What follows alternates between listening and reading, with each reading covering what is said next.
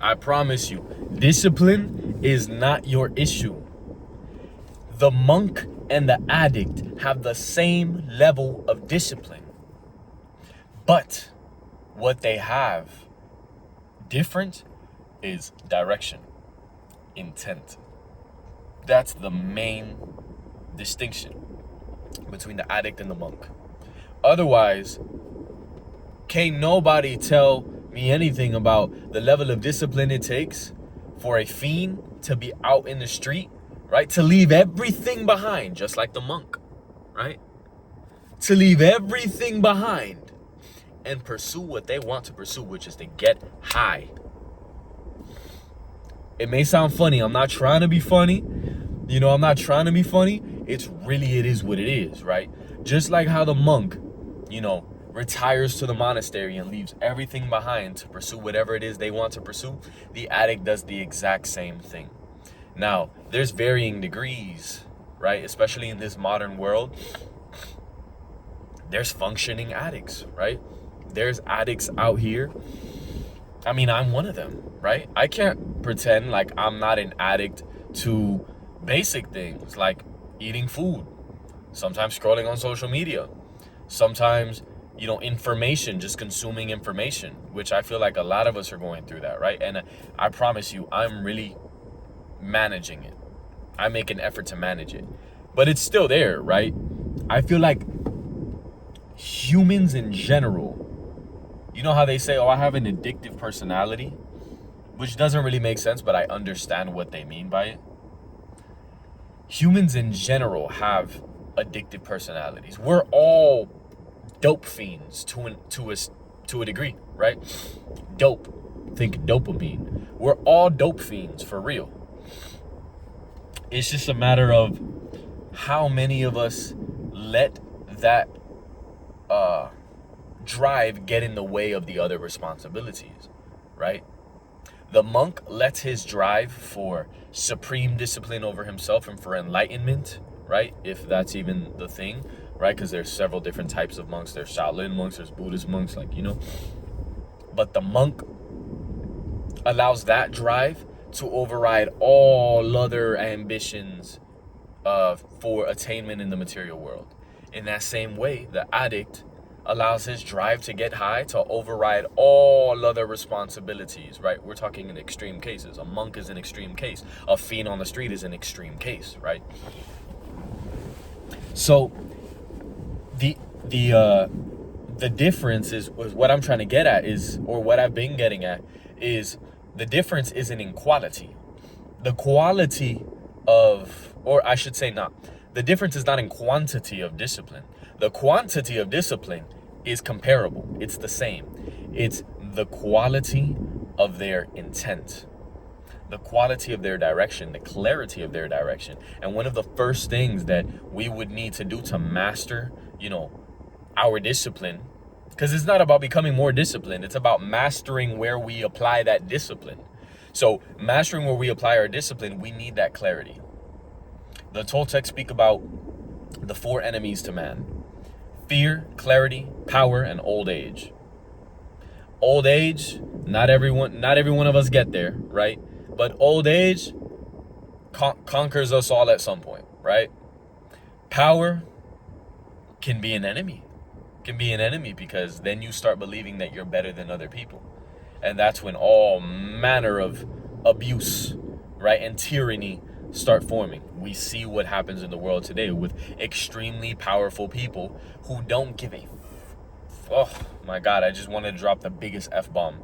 Like, who really don't care about how many people need to die, about how many countries need to starve in order for them to have those billions of dollars, trillions of dollars in assets, right?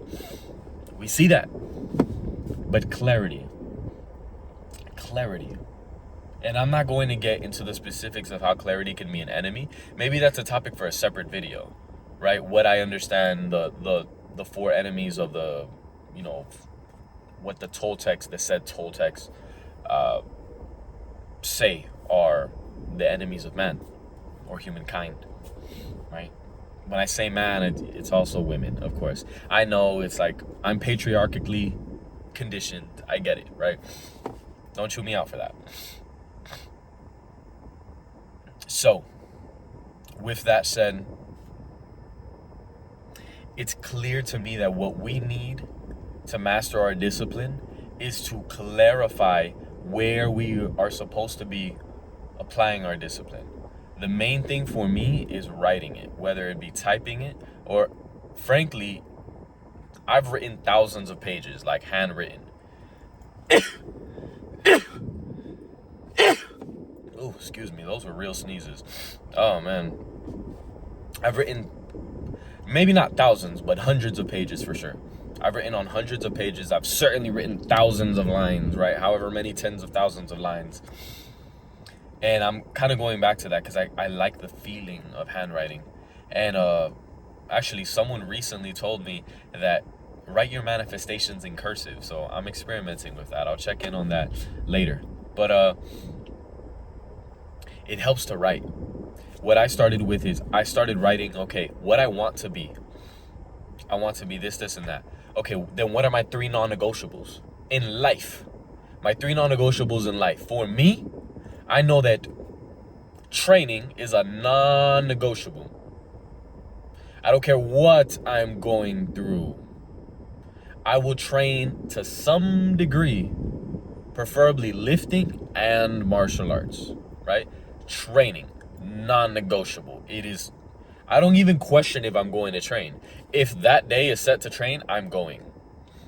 It's no, oh, I don't feel like it today. It's not a question. At some point, discipline doesn't become discipline. You know, for the addict, at some point, their discipline to get high, this is what they do. The monk, yeah, it starts off as severe discipline, but eventually, that's just what the monk does. They've become conditioned to that level of austerity. In that same way, my 3 non-negotiables are training, keeping my day job while I still need it, which won't be forever, and music, making music. 3 non-negotiables. I recommend that you make 3 non-negotiables for your life, right? Non-negotiables. That means whether you like it or not, you're showing up to those, right? For most of us, the day job is somewhere there, right? Because, come on. But that's not forever. And if you're a part of this collective, you know that we're a part of a group of people who strive to be successfully self-employed, or at the very least strive to do something that we can actually love doing, right? Even if it's not self-employed. So once you get the 3 non-negotiables, then you start breaking it down into, okay, so then what type of person do I really need to be in order to become this? And what I recommend, what my mentor has recommended, is the bite-sized 90%. That's what he terms it, the bite-sized 90%, which is basically what most people do is they determine the type of person they want to be or the type of changes that they need to make, and the very next day or that same day, they go from 0 to 100, right? They go, all right, I'm making this change today, and that's it. No more of this or more of that. To some people, that may work. And if it does work for you, that's beautiful. Continue doing that. If you can keep that change up long term, continue doing that. But for most people, those types of shifts cannot be sustained. So what we do is bite-size it.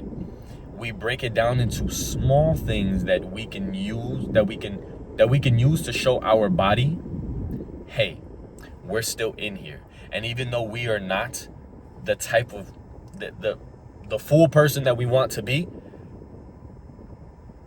we're in the process. We're on the journey. We are walking the path. Right?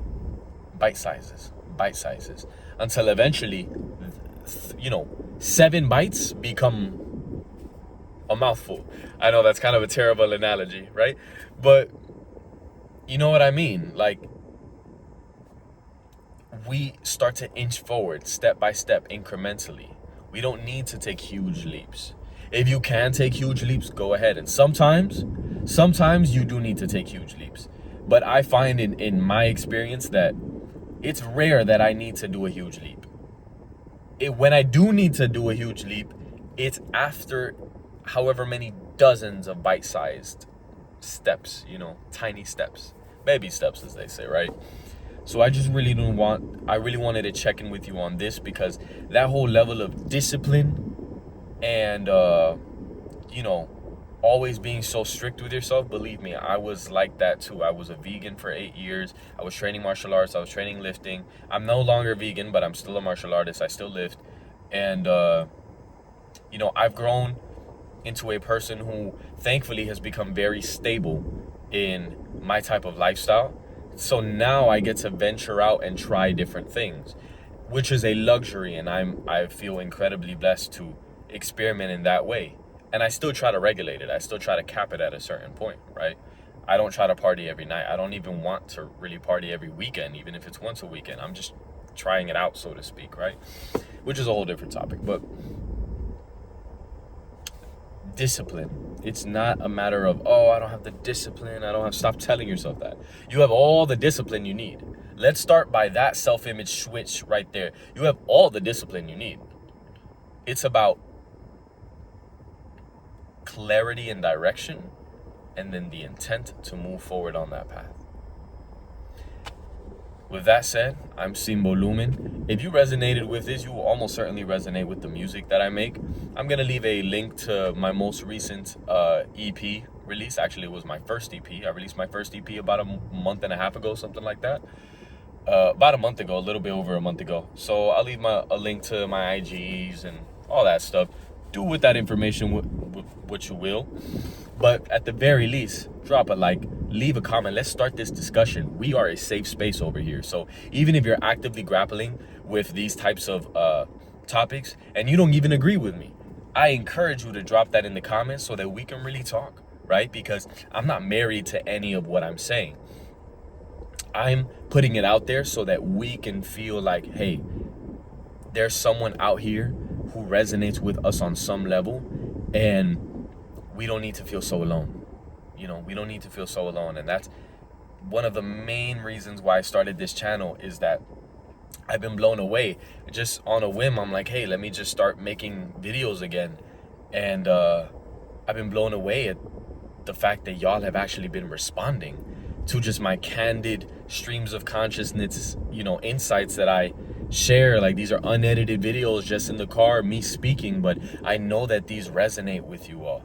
And I just want you to say, well, I just want you to know, I wanted to say, or wanted you to know, that I appreciate the fact that you are here experiencing this with me, you know, sharing your attention in this way. And I just really hope that, if nothing else, you feel seen.